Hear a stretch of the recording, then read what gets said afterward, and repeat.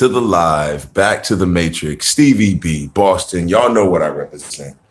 So we're here to talk about one thing and one thing specifically. And let me look this way because my damn camera's fucking up. Let's get my rotation on because that's going to be necessary. So here's what we're doing, people. What you got to understand is the Celtics were set that way for a specific reason. They were set to be the Eastern Conference champs this year. That's going to happen, no doubt, without question. What I saw the other night in the season opener was the fact that the Philadelphia 76ers looked exactly the same. If anything, Joel Embiid got sunned a little more than he did in the playoffs. 19 points, that's fine. But he also got blocked multiple times by Horford. Got played single coverage with Baines and Horford, and I don't know another team with one big, let alone two, that can do that. Number two, Jaylen Brown, my favorite player on the team, not the best player on the team, but my favorite player on the team, has taken it up another notch. Jason Tatum has taken it to another level. We all know Jason Tatum is the truth, and we saw that last year, but I think he's stopped and realized, no, I'm the second best player on this team, if not the prototypical forward that you run the offense through. Plain and simple, that's our guy. No doubts about it. He put on some weight, clearly, all right? And I saw multiple videos of him, his work, his off-season workouts, who he was working with, especially the one where he was working out with Joel Embiid. I think that's where that wink came from that he gave Joel when he knocked the three-pointer in his face. All right. Yes, it was a bank shot, and yes, Jaylen Brown had to power through, and that was lucky. But you know, that's the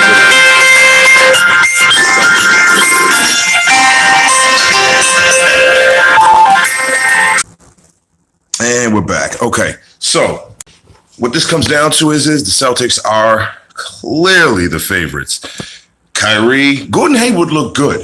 He looked like he was just getting his game back together, hitting a couple mid-range jumpers, hit a little three there at the end. And what I saw is a lot of one-on-one in the beginning. Once the team started to flow, you could clearly see who is still at the level they were. It's almost like those that were there to end the season last year picked up right where they left off, with Brown and Tatum taking it to another level, and Rozier's confidence living at that particular place it was. That just bodes well for the entire team. So we're going to have a lot to speak on this entire year. This team could easily have 4 All-Stars on it. But we're going to go to the news of the day. So congratulations to the Celtics. Game number 1 out the way. All right. And we'll talk plenty more about things to come. Because as we all know, I called T. Rose being this good 2 years ago. All right. So I'm going to have plenty more predictions, plenty more to call. What I do want to call is tonight's game. And, you know, I got the source, my man ESPN Fox, FOX, hit me with the old bold, you know, stat line of LeBron, 26, 12, and 15. Lonzo, 10, 7, and 4. All right, let's roll there. Okay, 10, 7, and 4. We know what that means. I'm running round 19 for Ingram, round 18 for Kuzma. Hard. Low key, look for that dude to ball out. Let's see this dude get hit with some. He's gonna get hit with some passes from LeBron, but at the same time, Hart's gonna be in that second unit where he's going to be able to run things a little more himself, or at least have a few more shots within the offense, because you'll have guys like LeBron or Ingram taking rest in between. But I'm throwing those stat lines out there. LeBron, 26, 12, and 15 tonight. Lonzo, let's give him 10, 7, and 4, and everyone criticizing him tomorrow, saying that, we know, Lonzo can't be the point guard of this team because they have a LeBron. So I don't know what else y'all want to say. Give the man his just due. The man's nice, all right? Let his jumper start to fall. What do you want to do? So shout out to that team, because I'm actually looking forward to seeing the Lakers team this year. I'm a Boston fan, but I swear to God, I hope the Lakers beat the Warriors so we can just, I want to step on LeBron. I want to step on LeBron for thinking that was the move to make, for thinking that he actually was going to bring back the Lakers Showtime. Let's see what Showtime really looked like. All right. Let's see what Showtime. What do you think? He thinks he's Magic with all the offensive skills Magic never really had to portray, So, end of the day, Lakers win game one, fine.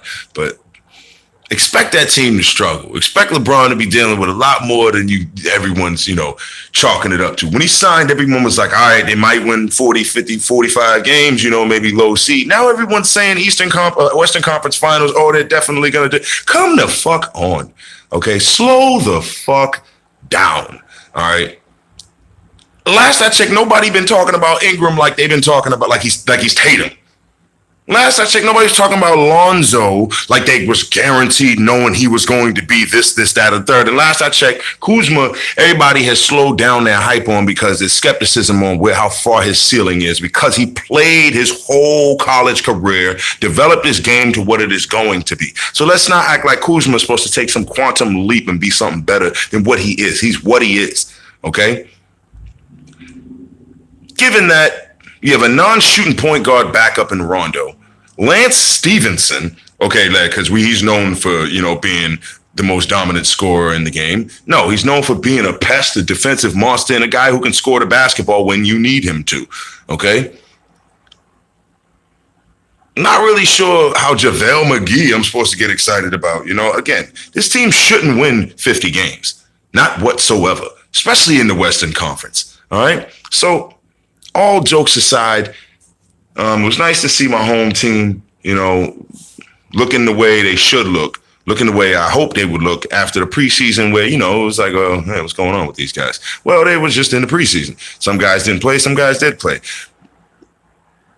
I think that it was true. It's true when they say sometimes, they just feel themselves out, get their legs back under them during the preseason. But clearly, you got Gordon Hayward, who still needs to get his legs back under him. Kyrie, who clearly needs to get his game legs under him, and wasn't trying too hard to do anything outside of himself yesterday. And no one in this offense needs to.